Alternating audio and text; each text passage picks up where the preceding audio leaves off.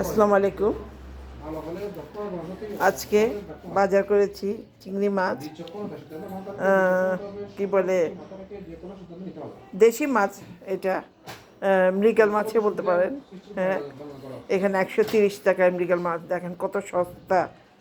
ফেনীতে মাছ, এখানে বাটা মাছ, নদীর বাটা, নদীর ট্যাংরা মাছ, পাবদা মাছ, আর এখানে হলো লইট্টা মাছ। আর মুরগি এনেছি 4টা। এ হলো আজকের বাজার।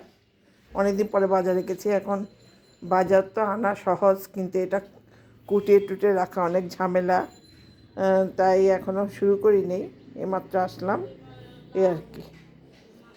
তো আমরা তো মাছে ভাতে বাঙালি, আর ফেনীর মতন এত মাছ আমার মনে হয় না বাংলাদেশে কোনো এলাকায় পাওয়া যায়, একমাত্র চিটাগং ছাড়া।